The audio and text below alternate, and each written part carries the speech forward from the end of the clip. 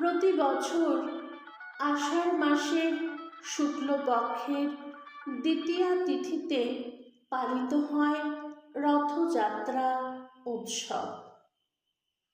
সাধারণত June July মাসে। রথ বলতেই আমাদের সবার প্রথমে যে জায়গার কথা মনে আসে তা হল পুরী। পশ্চিমবঙ্গ এবং বিশ্বের নানা জায়গায় আড়ম্বরের সাথে পালিত হয় রথযাত্রা। আমি আজ আপনাদের কবিগুরুর রথযাত্রা কবিতাটি পাঠ করে শোনাব। রথযাত্রার দিন কাছে, তাই রানী রাজাকে বললেন, চলো রথ দেখতে যাই। রাজা বললেন, আচ্ছা। ঘোড়াশাল থেকে ঘোড়া বেরোলো, হাতিশাল থেকে হাতি, ময়ূরপঙ্খী যায় সারে সারে, আর বল্লম হাতে সারে সারে সেপাই শান্তি, দাস দাসী দলে দলে পিছে পিছে চলল। কেবল বাকি রইল একজন, রাজবাড়ির ঝাঁটার কাঠি কুড়িয়ে আনা তার একমাত্র কাজ। সর্দার এসে দয়া করে তাকে বললে, ওরে তুই যাবি তো আয়। সে হাত জোর করে বললে, আমার যাওয়া ঘটবে না। রাজার কানে কথা উঠল, সবাই সঙ্গে যায়, কেবল সেই দুঃখীটা যায় না। রাজা দয়া করে মন্ত্রীকে বললে, ওকেও ডেকে নিও। রাস্তার ধারে তার বাড়ি। হাতি যখন সেখানে পৌঁছল, মন্ত্রী তাকে ডেকে বললেন, ওরে দুঃখী, ঠাকুর দেখবি চল। সে হাত জোর করে বলল, কত চলবো?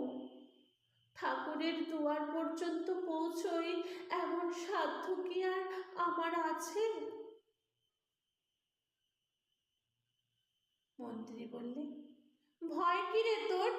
রাজার সঙ্গে চলবি।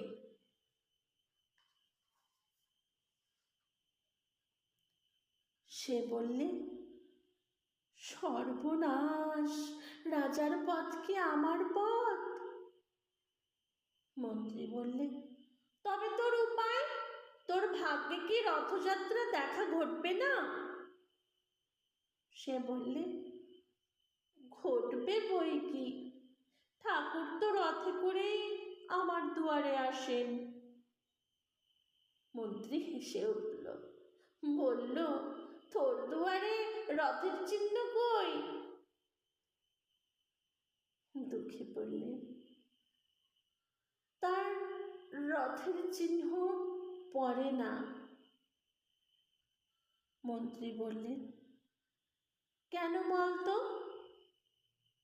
দুঃখী বললে, তিনি যে আসেন পুষ্পক রথে।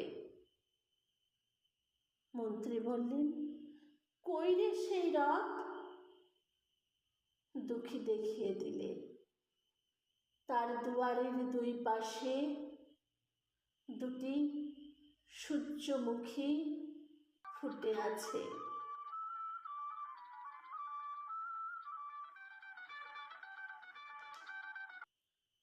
কবিগুরুর প্রতিটি কবিতার মাঝে একটি করে গল্প লুকিয়ে থাকে। এই রথ তৈরির সাথে অনেকেই জড়িত থাকেন।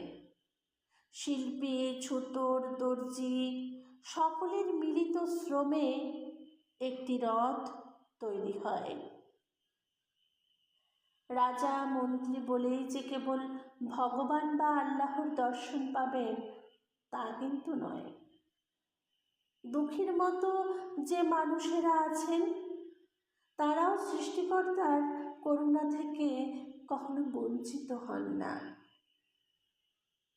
রাজা, মন্ত্রী, শিল্পী, ছুতোর, ম্যাথর, দর্জি যেই পবিত্র মন নিয়ে ডাকবেন অবশ্যই তার ডাকে সৃষ্টিকর্তা সাড়া দেবেন, কারণ সকলেই সৃষ্টিকর্তার কাছে সমান।